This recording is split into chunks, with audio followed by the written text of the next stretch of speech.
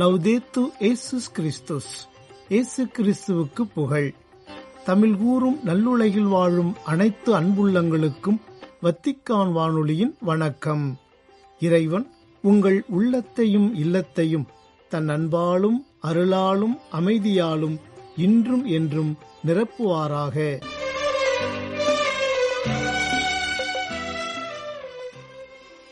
அன்பு நேயர்களே, வத்திக்கான் வானொலி இன்று உங்களுக்கு வழங்கவிருப்பவை தடம் தந்த தகைமை மற்றும் வாழ்வை மாற்றுவோம் இவ்வார புனிதர்கள்.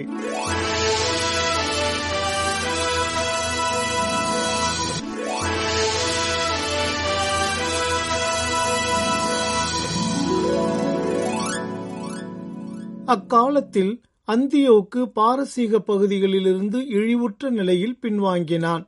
ஏனெனில் பெர்சபொலி என்னும் நகரில் புகுந்து கோவில்களை கொள்ளையடிக்கவும் நகரை தன் கட்டுப்பாட்டுக்குள் கொண்டு வரவும் முயன்றிருந்தான்.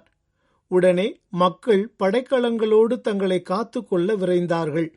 அவனையும் அவனுடைய ஆள்களையும் தோற்கடித்தார்கள். இதனால் அந்தியோக்கு அப்பகுதி மக்களால் துரத்தி அடிக்கப்பட்டு வெட்கத்தோடு பின்வாங்க நேரிட்டது.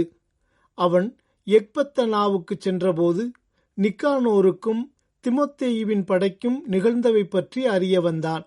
உடனே சீற்றம் கொண்டான். தன்னை துரத்தி அடித்தவர்களால் தனக்கு நேர்ந்த தீங்குகளை யூதர்கள் மேல் திருப்பிவிட எண்ணினான். ஆகவே தன் பயணம் முடியும் வரை எந்த இடத்திலும் நிறுத்தாமல் ஓட்டும்படி தன் தேரோட்டிக்கு கட்டளையிட்டான். ஆனால் விண்ணக இறைவனின் தீர்ப்பு அவனை தொடர்ந்தது. ஏனெனில் நான் எருசலேம் சென்றவுடன் அதனை யூதர்களின் கல்லறையாக மாற்றுவேன் என்று அவன் இருமாப்புடன் கூறியிருந்தான். அனைத்தையும் காணும் ஆண்டவரும் இஸ்ரேலின் கடவுளுமானவர் கண்ணுக்கு புலப்படாத தீராத நோயால் அவனை வதைத்தார். அவன் மேற்சொன்னவாறு பேசி முடித்தவுடன் அவனது குடலில் தாங்க முடியாத வலியும் உள்ளுறுப்புகளில் பொறுக்க முடியாத நோவும் ஏற்பட்டன. கேட்டிராத பற்பல கொடுமைகளால் பிறருடைய குடல்களை வதைத்திருந்த அவனுக்கு இவ்வாறு நேர்ந்தது முறையே. இருப்பினும் அவனுடைய திமிர் எவ்வகையிலும் அடங்கவே இல்லை. அவன் மேலும் இருமாப்புற்றிருந்தான். யூதர்களுக்கு எதிராக அவனது சீற்ற கனல் பற்றி எரிந்தது. எனவே இன்னும் விரைவாக தேரை ஓட்டுமாறு கட்டளையிட்டான். ஆனால் மிக விரைவாக பாய்ந்து சென்று கொண்டிருந்த தேரிலிருந்து கீழே விழுந்தான். அந்த படுவீழ்ச்சியால் அவனது உடலின் ஒவ்வொரு உறுப்பும் துன்பத்துக்கு உள்ளாயிற்று. இவ்வாறு இயல்புக்கு மீறிய இருமாப்பால் தூண்டப்பட்டு கடலலைகளுக்கு தன்னால் கட்டளையிட முடியும் என்று நினைத்தவன் உயர்ந்த மலைகளை துலாக்கோலில் வைத்து தன்னால் நிறுத்த முடியும் என்று கற்பனை செய்தவன் அந்தோ தரையில் வீழ்த்தப்பட்டான். கடவுளின் ஆற்றல் அனைவருக்கும் வெளிப்படும் வகையில் ஒரு தூக்கு கட்டிலில் வைத்து தூக்கிச் செல்லப்பட்டான். அக்கொடியவனின் உடலிலிருந்து புழுக்கள் ஒன்றாய் திரண்டு எழுந்தன. அவன் கடுந்துன்பத்துயரோடு வாட குற்றுயிராய் கிடந்தபடியே அவனது சதை அழுகி விழுந்தது. அதனின்று எழுந்த கொடிய நாற்றத்தால் அவனுடைய படை முழுவதும் அருவருப்பு அடைந்தது. விண்மீன்களை தன்னால் தொட முடியும் என்று சற்று முன் எண்ணிக்கொண்டிருந்த அவனை பொறுக்க முடியாத நாற்றத்தின் பொருட்டு அப்போது எவனும் தூக்கிச் செல்ல இயலவில்லை.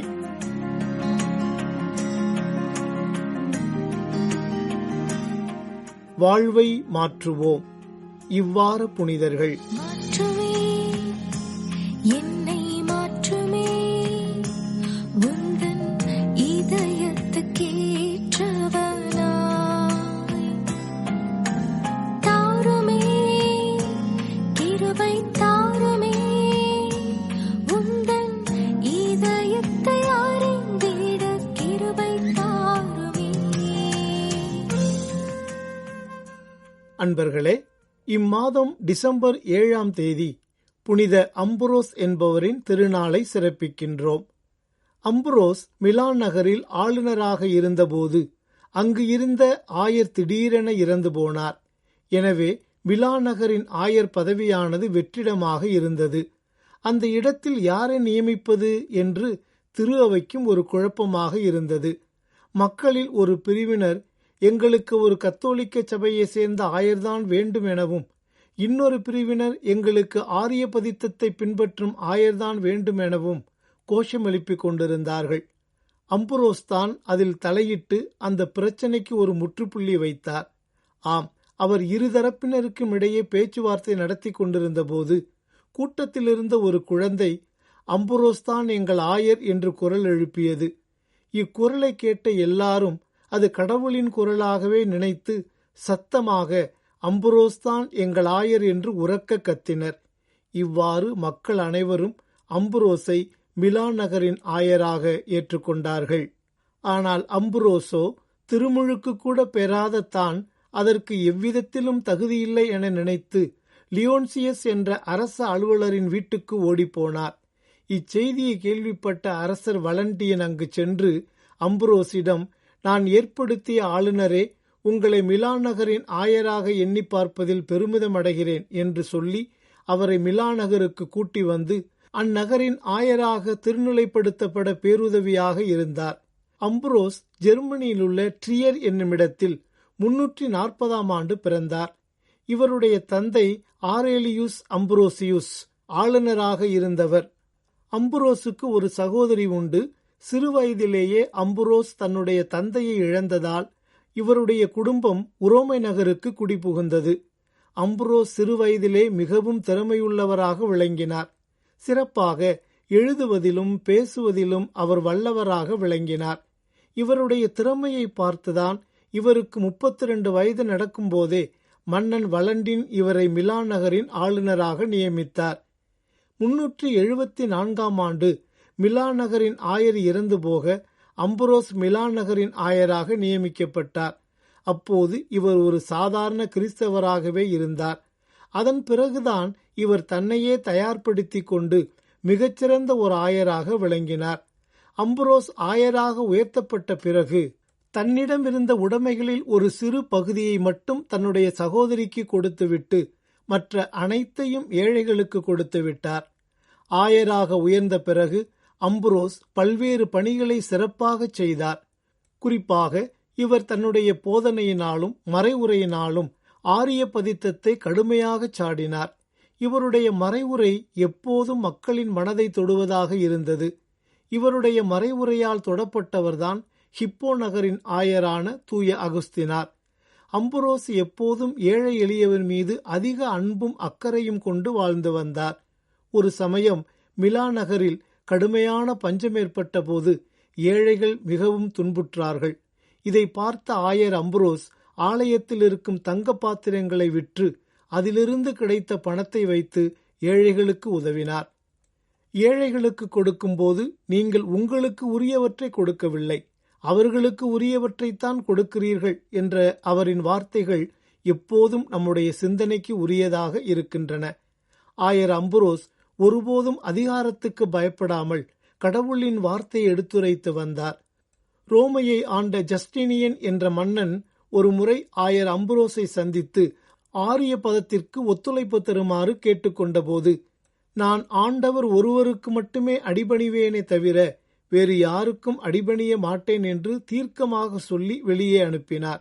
அந்த அளவுக்கு நாட்டு அரசனுக்கு கூட பயப்படாத துணிச்சல் ஆயர் அம்புரோஸிடம் இருந்தது.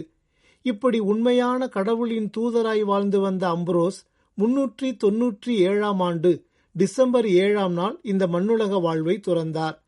ஆயர் அம்புரோஸ் தொடக்க திரு அவையில் தோன்றிய முக்கியமான 4 மறைவல்லுநர்களில் ஒருவர். ஆயர் தூய அம்புரோஸ் தன்னுடைய வாழ்நாள் முழுவதும் துணிச்சல் மிக்க ஒரு நற்செய்தி பணியாளராக வாழ்ந்து வந்தார் என்று சொன்னால் அது மிகையாகாது. அவர் கடவுளை தவிர வேறு யாருக்கும் அஞ்சி வாழவில்லை. ஒரு சமயம் தியோடோசியஸ் என்ற மன்னன் அடக்குமுறை என்ற பெயரில் 7000 கிறிஸ்தவர்களை கொன்றொழித்தான். இச்செய்தியை கேட்டு ஆயர் அம்புரோஸ் கொதித்தெழுந்தார். அவன் செய்த இந்த பாதக செயலுக்காக எல்லோருக்கும் முன்பாக பொது மன்னிப்பு கேட்க வேண்டும், இல்லையென்றால் அவன் திரு அவையிலிருந்து தூக்கி எறியப்படுவான் என்று முழங்கினார். தியோடோசியஸ் பயந்து போய் மக்கள் அனைவருக்கும் முன்பாக விழுந்து பொது மன்னிப்பு கேட்டான். இவ்வாறு ஆயர் அம்புரோஸ் யாருக்கும் பயப்படாமல் அஞ்சா நெஞ்சத்தினராய் வாழ்ந்து வந்தார். ஆகவே தூய அம்புரோஸின் விழாவை கொண்டாடும் இந்த நாளில் இறைப்பணியை துணிவுடன் செய்வோம். எதிர்வரும் தடைகளை இறைவனின் துணையால் துணிவோடு வெற்றி கொள்வோம். அதன் வழியாக நாம் இறைவனுக்கு முழு நம்பிக்கைக்கு உரியவர்களாக வாழ்வோம். முப்பொழுதும் சுத்த கன்னியே தாயே, எப்பொழுதும் அருள் நிறைந்த தூயே. முப்பொழுதும் சுத்த கன்னியே தாயே, எப்பொழுதும் அருள் நிறைந்த தூயே. ஒப்பில்லா மோட்சலோகாரசியே, ஒப்பில்லா மோட்சலோகாரசியே. இப்புவி வாழ்த்தும் எங்கள் நல்தானே, அருள் புரிவாய் அமளியம்மா, எமக்கருள் புரிவாய் அமளியம்மா, எமக்கருள் புரிவாய். பிரியமானவர்களே, அடுத்து டிசம்பர் 8ஆம் நாள் அமல உற்பவ அன்னையின் பெருவிழாவை சிறப்பிக்கின்றோம். இவ்விழா தொடக்கத்தில் பல்வேறு பெயர்களில் கொண்டாடப்பட்டு வந்தாலும் 1854ஆம் ஆண்டு டிசம்பர் 8ஆம் நாள்தான் திருத்தந்தை 9ஆம் பத்திநாதர் அவர்கள் மரியாவின் அமல உற்பவ பெருவிழா என்ற பெயரில் கொண்டாட அதிகாரப்பூர்வமாக அறிவித்தார். மேலும் அவர் தான் எழுதிய இனேஃபபிலிஸ் தெயூஸ் என்ற மடலில் மனுகுல மீட்பரான இயேசு கிறிஸ்துவின் பயன்களை முன்னிட்டு கன்னிமரி கருவான நொடிப்பொழுதிலேயே எல்லாம் வல்ல இறைவனது அருளாலும் சலுகையாலும் ஜென்ம பாவமாசு அணுகாதவளாய் தோன்றினார் என்று குறிப்பிட்டு அமலோற்பவியான கன்னிமரியா என்ற விசுவாச பிரகடனத்தை அறிவித்தார். திருத்தந்தையின் அறிவிப்பை உறுதி செய்யும் வகையில் 1858ஆம் ஆண்டு மார்ச் மாதம் 25ஆம் நாள் பிரான்ஸ் நாட்டிலுள்ள லூர்து நகரில் பெர்னதத் என்ற 14 வயது சிறுமிக்கு காட்சி கொடுத்த மரியா நாமே அமல உற்பவம் என்று அறிவித்தார்.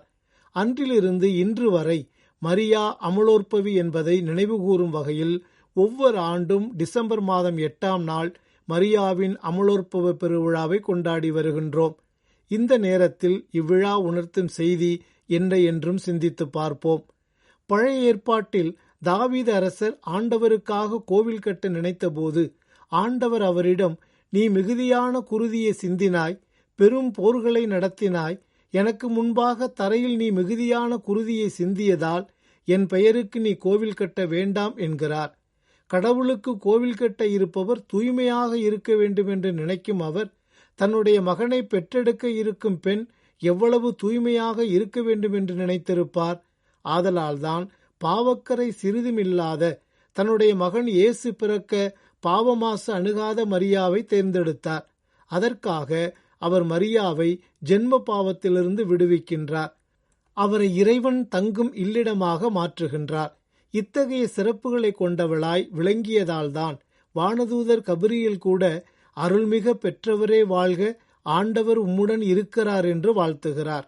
ஆகவே மரியாவின் அமலோற்பவத்தை நினைவுகூரும் இந்த வேளையில் கடவுள் மரியாவுக்கு அளித்த மிகப்பெரிய பேற்றினை நினைவுகூர்ந்து பார்ப்போம்.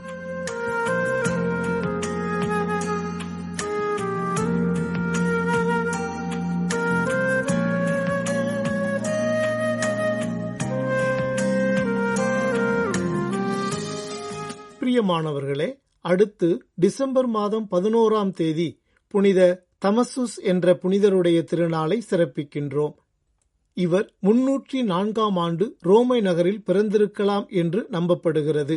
இவர் ரோமை நகரில் இருந்த மறைச்சாட்சியான தூய லாரன்ஸின் ஆலயத்தில் திருத்தொண்டராக தன்னுடைய பணிவாழ்வை தொடங்கினார்.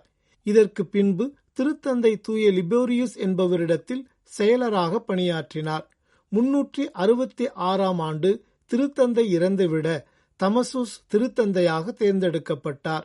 ஆனால் தமசுஸ் திருத்தந்தையாக தேர்ந்தெடுக்கப்பட்டது திருத்தொண்டராக இருந்த உர்சினியுஸ் என்பவருக்கு பிடிக்கவில்லை. உர்சினியுஸ் தன்னோடு ஒரு சில ஆட்களை சேர்த்து கொண்டு தன்னை திருத்தந்தையாக அறிவித்துக் கொண்டார். இதனால் திருச்சபையில் பெரிய குழப்பம் ஏற்பட்டது. இதனை அறிந்த வலேண்டின் அரசர் தமசுஸ்தான் முறைப்படி தேர்ந்தெடுக்கப்பட்ட திருத்தந்தை என்று சொல்லி அவரை திருத்தந்தையாக அங்கீகரித்தார். இவருக்கு முட்டுக்கட்டை போட்டுக் கொண்டிருந்த உர்சினியுஸை அவர் நாடு கடத்தினார். என்னதான் உர்சினியுஸ் ரோமையிலிருந்து வெளியேற்றப்பட்டாலும் அவருடைய ஆதரவாளர்கள் திருத்தந்தை தமசின் பெயரை கெடுப்பதும் அவருக்கு முட்டுக்கட்டை போடுவதுமாக இருந்தார்கள். இதற்கு ஒரு முடிவு கட்ட விரும்பிய திருத்தந்தை 380ஆம் ஆண்டு ஆயர்கள் கூட்டத்தை கூட்டி அவர்களை ஒன்றுமில்லாமல் செய்தார். இப்படி தமசுஸ் திருத்தந்தையாக பொறுப்பேற்ற புதிதில் பல்வேறு பிரச்சனைகளை சந்தித்தாலும் நாட்கள் செல்ல செல்ல பல்வேறு பணிகளை மிக திறம்பட செய்யத் தொடங்கினார். 380ஆம் ஆண்டு ரோமையை ஆண்டு வந்த தியோடிசியுஸ் என்ற மன்னர் கிறிஸ்தவ மதத்தை அரசு மதமாக அறிவித்தார். இதனால் கிறிஸ்தவ மதத்துக்கு எதிராக விதிக்கப்பட்ட எல்லா தடைகளும் நீங்கின. இதைத் தொடர்ந்து திருத்தந்தை தமசுஸ் கான்ஸ்டான்டினோபில் என்ற பொதுச்சங்கத்தை கூட்டினார். இச்சங்கம் ஆரிய பதத்தையும் தூய ஆவியாரை இறைவன் இல்லை என்று சொல்லி வந்த மாசிதோனிய தப்பறை கொள்கையினையும் முற்றிலும் எதிர்த்து நிர்மூலமாக்கியது. இது மட்டுமல்லாமல் ரோமையரின் ஆட்சியில் விவிலியம் தொடர்பாக எழுதப்பட்டவை யாவும் வெளிக்கொண்டு வராமலே இருந்தன. இப்போது கிறிஸ்தவ மதத்துக்கு எதிரான தடைகள் நீங்கியதால் திருத்தந்தை தமசுஸ் அவற்றையெல்லாம் வெளிக்கொண்டு வர பெரிதும் உழைத்தார். இவருடைய காலத்தில்தான் தூய ஜெரோம் விவிலியத்தை லத்தீன் மொழிக்கு மொழிபெயர்த்த முக்கியமான ஒரு நிகழ்வு அரங்கேறியது. மேலும் இவர் தனக்கு முன்பாக இருந்த திருத்தந்தையர்களின் பட்டியலை தயார் செய்து வெளியிட்டார். இவை எல்லாவற்றுக்கும் மேலாக ரோமானிய கல்லறைகளை எல்லாம் புனித தலமாக மாற்றி அதனை மக்களுடைய பார்வைக்கு வைத்தார். இதுபோன்று பல்வேறு பணிகள் திருத்தந்தை தமசின் காலத்தில் நடைபெற்றன. இப்படி திரு அவையின் வளர்ச்சிக்காக அயராது உழைத்த திருத்தந்தை தமசுஸ் 384ஆம் ஆண்டு இறைவதம் அடைந்தார்.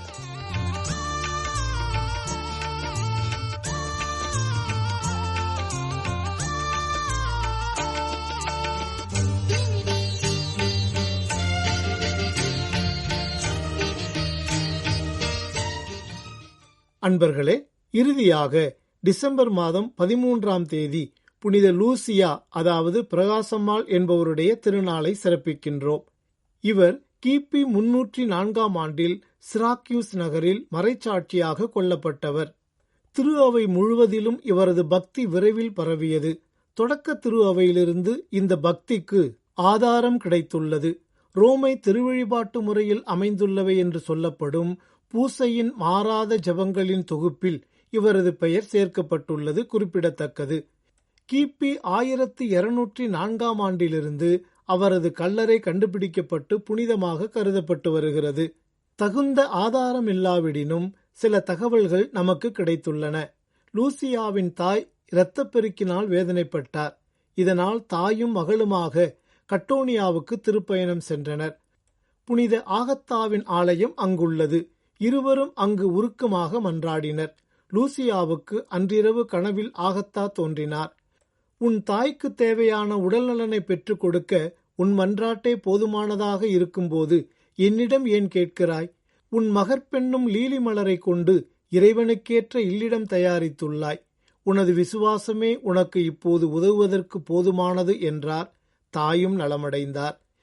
பின்னர் தம் உடைகளை ஏழைகளுக்கு தானமளிக்க லூசியா அத்தலத்திலேயே தாயிடம் விடைபெற்றார். மீண்டும் சிராக்யூஸுக்கு திரும்பினார். வாக்களித்தது போலவே உடைமைகளை பகிர்ந்தளித்தார். அருள் புரிவாய் அமளியம்மா, எமக்கருள் புரிவாய் அமளியம்மா, எமக்கருள் புரிவாய் அமளியம்மா. அன்பு நேயர்களே, இதுவரை நீங்கள் கேட்டு மகிழ்ந்தது வத்திக்கான் வானொலி வழங்கிய வாழ்வை மாற்றுவோம் இவ்வார புனிதர்கள் சிறப்பு நிகழ்ச்சி. இத்துடன் வத்திக்கான் வானொலியின் இன்றைய நாள் நிகழ்ச்சிகள் நிறைவு பெறுகின்றன. உங்கள் செவிமடுத்தலுக்கு நன்றி. வணக்கம்.